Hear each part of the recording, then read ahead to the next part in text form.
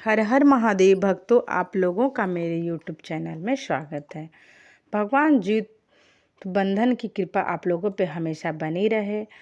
तो चलिए मैं आज आप लोगों को भगवान जीत वाहन की कथा सुनाऊंगी। तो आप लोग प्रेम से बोलिएगा, जीत वाहन भगवान की जय।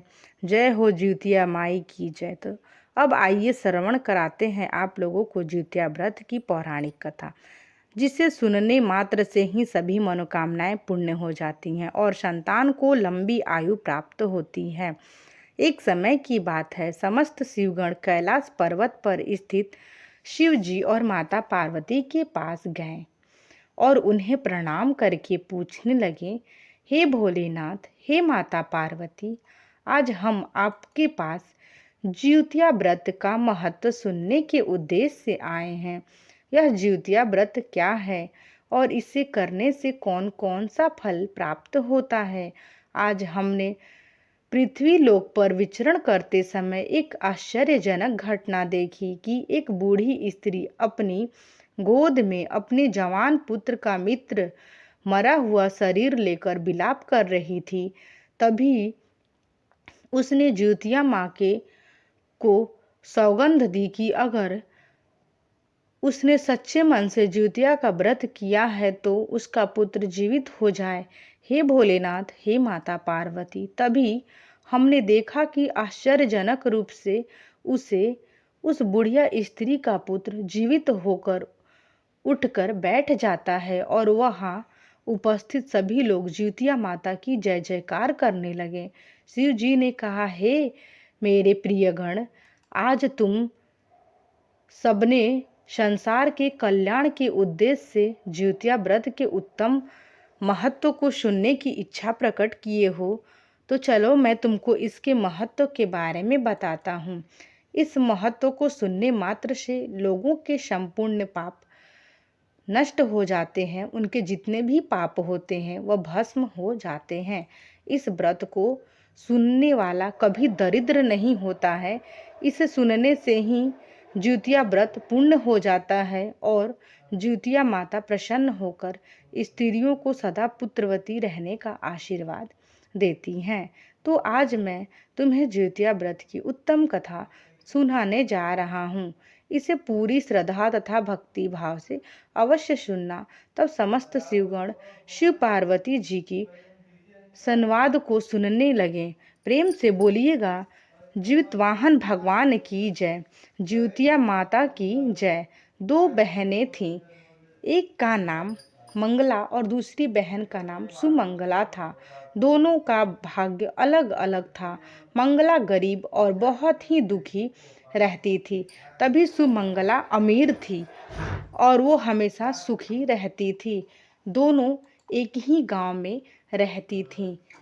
मंगला और सुमंगला के घर में काम करती थी, साफ सफाई करती थी, खाना बनाती और जो बचा कुचा खाना होता वही उसे लेकर घर आती थी।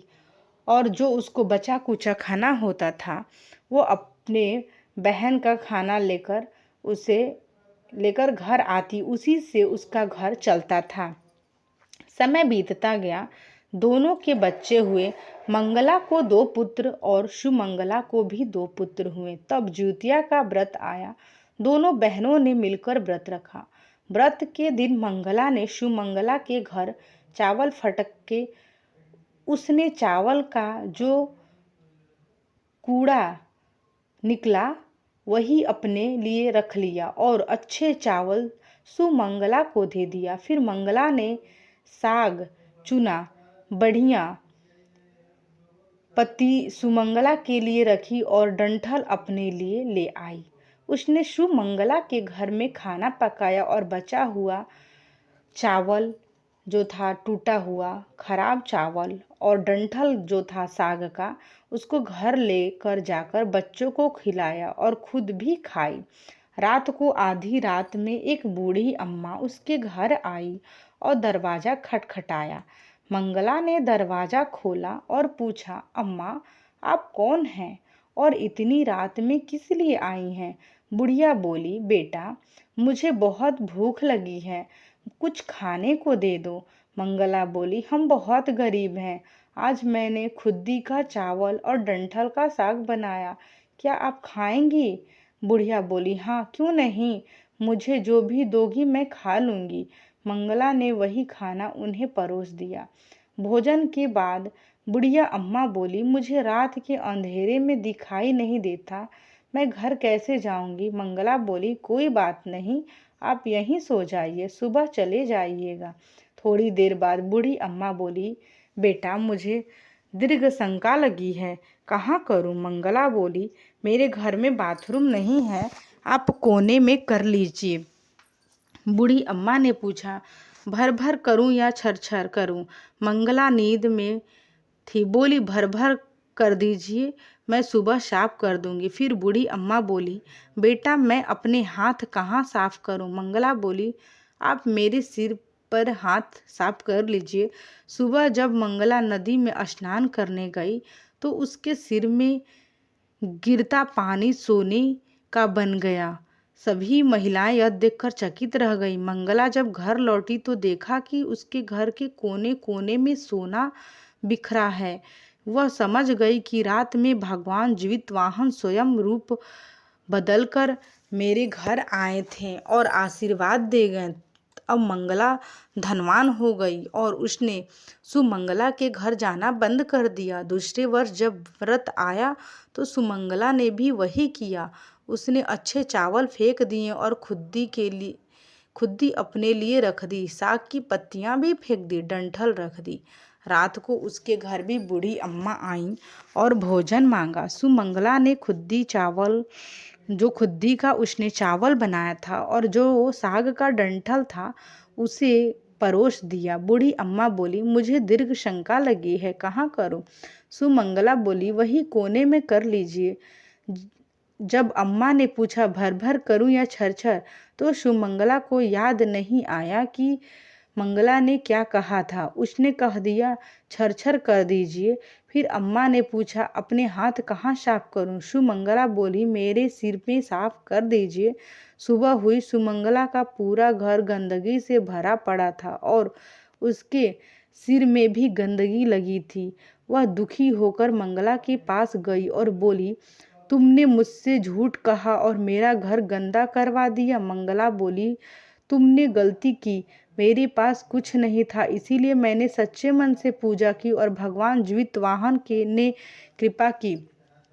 तुम्हारे पास सब कुछ होते हुए भी तुमने लालच किया, इसीलिए तुम्हें यह फल मिला है।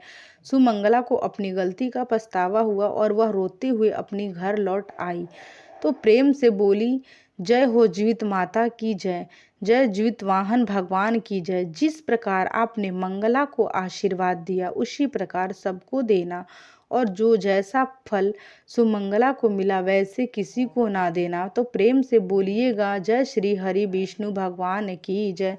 हर हर महादेव। ऐसे ही और भी रोचक और आध्यात्मिक वीडियो के लिए मेरे चैनल को सब्सक्राइब कर लीजिएगा। जो भी श्रद्धा भाव से जिउतिया का व्रत करता है भगवान उनकी सभी मनोकामना पूरी करते हैं और उनकी पुत्र की लंबी आयु देते हैं। जिउतिया का व्रत करने से उनकी पुत्र दीर्घ आयु होते हैं। जीवित वाहन भगवान हर किसी पे कृपा करते हैं जिनकी खाली गोद होती है। जीवित वाहन भगवान की कृपा से उनकी गोद भी अवश्य भरती है, उन्हें भी माँ होने का सुख मिलता है। भगवान जीवित वाहन हर किसी पे कृपा करते हैं। जिन महिलाओं को भगवान अभी तक पुत्र नहीं दिए, मैं भगवान से प्रार्थना करूंगी, हे जीवित वाहन उनकी भी गोद भर दीजिएगा और उनके सुहाग की रक्षा कीजिएगा और उनके पुत्र की लंबी आयु दीजिएगा। जो भी इस वीडियो को पूरे सच्चे दिल से देखे होंगे भगवान जीवित वाहन उनके ऊपर कृपा करें और जिउतिया माता हमेशा उनके ऊपर अपनी कृपा दृष्टि बनाए रखें। तो यदि आप लोगों को मेरी यह वीडियो पसंद आई होगी तो आप मेरे वीडियो को लाइक, शेयर एंड सब्सक्राइब जरूर करिएगा और इसी तरह का वीडियो देखने के लिए मेरे यूट्यूब चैनल पर बने रहिएगा। यदि आप मेरे यूट्यूब चैनल पर नए हैं, यदि आपने अभी तक मेरे चैनल को सब्सक्राइब नहीं किया है तो कृपया करके आप मेरे चैनल को सब्सक्राइब कर लीजिएगा। भक्तों, आपको यह कथा कैसी लगी कृपया करके कमेंट में हमें ज़रूर बताइएगा। यदि वीडियो पसंद आया होगा तो आप इसे लाइक करिएगा और अपने दोस्तों के साथ आप इसे शेयर भी करिएगा और कमेंट बॉक्स में हर हर महादेव लिखना बिल्कुल भी ना भूलिएगा। तो आप ज़रूर हर हर महादेव लिखिएगा। तो आपसे मैं मिलूँगी फिर नेक्स्ट वीडियो में, आपके लिए एक और भी दिलचस्पी वीडियो के साथ आपके साथ मिलूँगी। भगवान की कृपा आप लोगों पे हमेशा बनी रहे। पूरा वीडियो देखने के लिए आप लोगों का बहुत बहुत धन्यवाद। जय श्री कृष्णा भक्तों।